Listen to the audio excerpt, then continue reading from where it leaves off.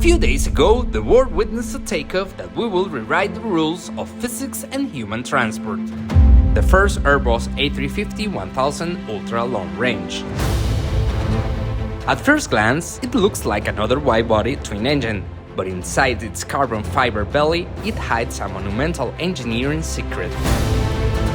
Achieving what until recently was aerodynamic heresy, flying over 22 hours without penalizing the payload.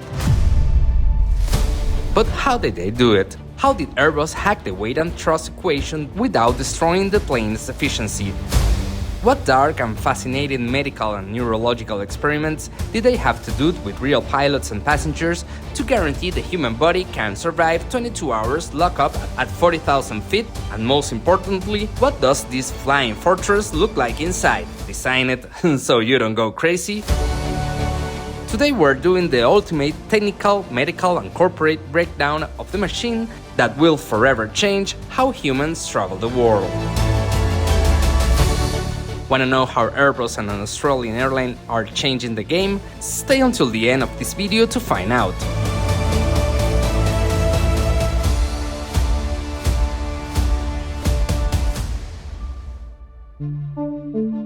To understand this story, we have to go back to World War II and see how some pioneers and visionaries from the only airline in the world that has never had a fatal crash achieved the unthinkable.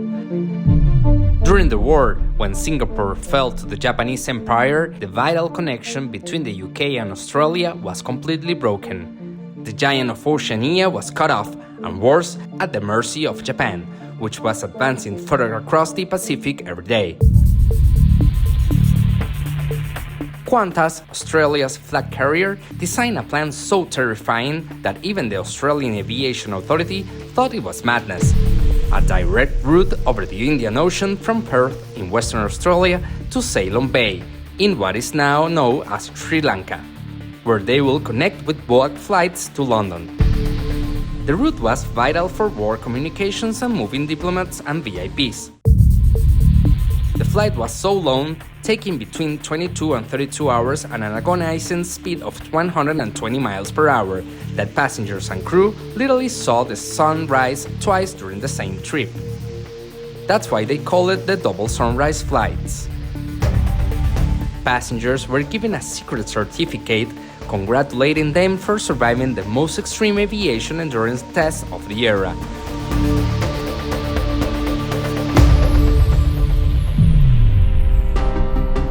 "74 years later, in 2017, the former CEO of Qantas, Alan Joyce, got on a stage and threw down a public challenge that paralyzed the industry.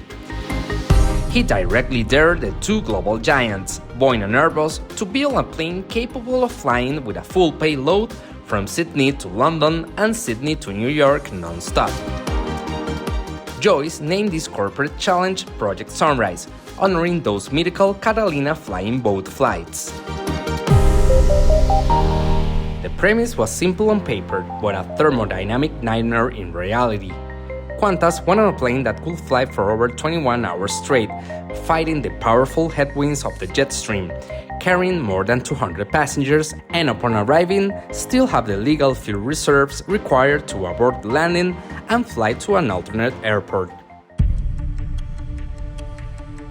Boeing answered the call with its promising but delayed 777-9X, and Airbus put on the table an ultralight variant of its successful A350-1000. The technical battle lasted 2 years. Boeing argued that the massive cabin of the 777X will offer more comfort, but constant delays in certifying its GE9X engines and corporate issues in Seattle started to weigh them down. Airbus, on the other hand, had a plane that was already flying and had already proven reliability. In late 2019, Qantas made its choice. Airbus had won the contract of the century. The weapon of choice, the Airbus A350-1000 ultra-long range. But this wouldn't be just any A350. To meet the demands of Project Sunrise, Airbus had to alter the internal architecture of the aircraft in a brilliant and risky way. If you look at Qatar Airways A350-1000 and then look at the future Project Sunrise A350-1000, from the outside they look identical. Same wingspan, same carbon fiber fuselage, same curved winglets, but on the inside, the Qantas plane is completely different. The main obstacle of a 10,000-mile flight isn't space, it's the thrust-to-weight ratio. Fuel is heavy. To go further, you need more fuel. But by carrying more fuel, the plane gets heavier, which means the engines have to burn more fuel just to lift that extra weight. To break this paradox, Airbus had to make two massive modifications to the A350-1000. The first was to drastically increase the maximum takeoff weight. A standard A350-1000 has a maximum takeoff weight of 319 tons. Airbus reinforced the main landing gear, made up of two robust six-wheel bogies, and strengthened the structural joints between the wings and the fuselage, the wing box. Thanks to this, the Project Sunrise A350 will have a maximum takeoff weight of 322 tons. But where do you put that extra weight? Here enters the second modification, the holy grail of this plane, the rear center tank. Fuel is stored in the wings and in a huge center tank located in the belly of the plane, right where the wings meet the fuselage. But for Project Sunrise, that wasn't enough. Airbus designed and integrated an additional fuel tank in the lower rear part of the fuselage. This tank can hold an extra 20,000 liters of jet fuel. And here comes the aerodynamic magic of putting it in the back. It's not just about having more fuel, it's about the center of gravity, or CG. In classic aerodynamics, a commercial plane's center of gravity is usually in the front of its center of lift, the wings. This creates a natural tendency for the plane to pitch down. To counteract this and to keep the plane level, the horizontal stabilizer, the small tail at the back, has to generate a downward aerodynamic force. That downward force creates induced drag, which in turn forces the engines to work harder and burn more fuel. But by having 20,000 liters of weight in the back, thanks to the rear center tank, the A350's center of gravity shifts further back during cruise flights. This drastically reduces the downward force that tail needs to generate. The plane flies looser and more balanced. It is aerodynamically more efficient. Less induced drag means less fuel burn per hour. And Airbus hacked the plane's physics to reach London. All of this powered by two titans of British engineering, the Rolls-Royce Trent XWB-97 engines. This ultra-high bypass giant generates 97,000 pounds of thrust each. Alright, so we have the machine. We know the plane can fly 22 hours without falling out of the sky. But here comes the real operational safety question of Project Sunrise. Can a human being survive this trip without going crazy or having a critical medical emergency? A passenger cabin is a pressurized tube of aluminum, or in this case carbon fiber, at 40,000 feet. The pressure inside is like standing 6,000 feet up on a mountain. The humidity is lower than in the Sahara Desert, around 15%.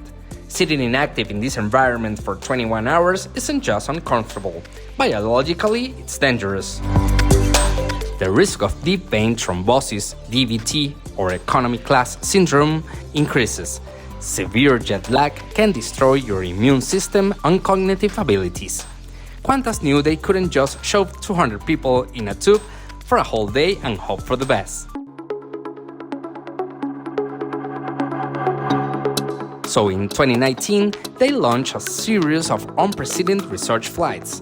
They used brand new Boeing 787-9 Dreamliners with just 40 passengers on board, including researchers, crew, and top executives, to fly straight from New York to Sydney and London to Sydney. Qantas teamed up with Charles Perkins Centre at the University of Sydney, a leading institution in metabolic and sleep research. Passengers and crew were fitted with motion sensors and light monitors, but the most fascinating part was what they did to the pilots. Captains and first officers wore EEG caps and had electrodes attached to their chests and heads during the entire flight and for days afterward. The university monitored the pilot's brain waves activity, looking for micro-sleeps or loss of alertness during critical phases of the trip. Through this analysis, they develop a specific fatigue risk management system, or FRMS. On the actual commercial Project Sunrise flights, there won't be just 2 pilots. There will be 4 pilots, rotated in calculated cycles in separate, soundproof rest bunks. But the real medical magic happened in the passenger cabin. Researchers at the University of Sydney discovered that the key for beating a 22-hour jet lag wasn't sedating the passengers, but hacking their circadian rhythms from minute 1. Historically, when you get on a long-haul flight, they serve you dinner and immediately turn off the lights so you sleep, matching the departure time zone. On Project Sunrise, this completely changes. The in-flight service is designed to trick your brain and instantly align it with your destination's time zone. If your flight leaves New York at night, but it's daytime in Sydney, they won't let you sleep. The LED lights in the A350 cabin will shift to bright blue and white tones that mimic midday sunlight. And the food, forget heavy pasta and bread. They'll serve you dishes loaded with spicy seasonings, chilies, and complex carbs that speed up your metabolism and force your body to stay awake and alert. On the flip side, when it's time to induce sleep to match the Australian night, the cabin temperature will drop. The lights will change to warm amber and red tones, which stimulate natural melatonin production, and they'll serve you foods rich in complex carbs, turkey, light soups, and relaxing herbal teas. It's top-tier biological manipulation, all in the name of comfort. If you're going to lock your customers up for almost a day, you have to give them something worth paying for, and this is where the layout of Qantas A350-1000 shatters industry standards. Let's do a nose-to-tail breakdown. Let's start in first class, the most, let's say, privileged. Located in the nose of the plane, there are only 6 ultra-exclusive suites in a 111 layout. We aren't talking about simple seats that turn into beds. Each suite is a mini hotel room with a sliding door, including a separate flat bed. You don't have to recline your seat to sleep. You have a real bed right next to it, an independent 22-inch wide recliner, and a 32-inch ultra-high-definition entertainment TV. Plus, each passenger gets a massive personal wardrobe. Right behind that, business class. We find 52 suites in a 1-to-1 layout, all with sliding doors for maximum privacy, wireless chargers, 18-inch screens, and a 2-meter long bed. In premium economy, you will find 40 seats in a 2-for-2 layout to give a 40-inch pitch with a special leg rest that takes the pressure off your leg circulation. In economy class, you will find 140 seats in a 3-3 layout. Qantas hasn't shrunk the wide to 10 seats per row like other airlines. They kept the personal space and a 33-inch pitch, which is a luxury nowadays. But the most important architectural innovation of this plane is in a seat. Between the economy and premium economy cabins, Qantas asked Airbus to leave a gap. Instead of seats, they built the Wellness Zone. It's an open space, no chairs, softly lit, equipped with special grab bars and screens integrated into the walls, showing stretching and guided yoga exercises. Economy passengers will have access to this space to walk around, stretch their legs, hydrate at a self-service station, and avoid the risks of thrombosis. It is the first time since the era of the A350 and Boeing 747 that an airline has intentionally designed an area for passengers to stand up and socialize. The final question is, why spend billions of dollars on 12 specialized planes just to avoid a layover in Singapore or Los Angeles? The answer is the holy grail of legacy airlines, yield and the corporate traveler.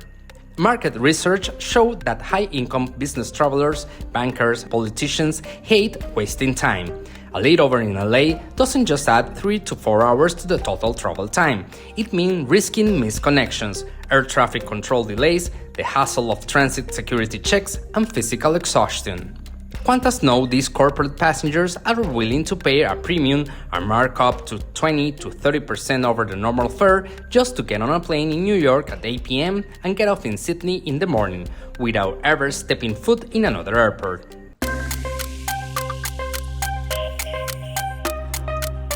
Plus, this ultra-long-haul model is immune to low-cost carriers. A low-cost airline will never be able to fly a 22-hour route. The economic model just doesn't allow it. You need to charge high prices and have giant premium cabins to pay for the massive cost of burning fuel just to carry more fuel. The economics don't fail. If you fill the premium cabins, the flight will be profitable. And that is exactly what Project Sunrise is aiming for, the ultimate fortification of Qantas against the competition. Qantas CEO Vanessa Hudson confirmed that the flights will start in October 2027 on the Sydney to London route, followed by Sydney to New York JFK in March 2028. Eventually, the fleet will expand to connect Melbourne with these same cities, and there are even plans on the table to fly directly from the Australian East Coast to Paris and Frankfurt. Project Sunrise isn't just an engineering flex, it is the final act in humanity's long war against geography. When that Airbus A350-1000 Ultra long range lands in Sydney after 22 hours in the air, there will no longer be two major commercial points on the face of the Earth that cannot be connected with a single direct flight. The tyranny of distance will finally have been defeated.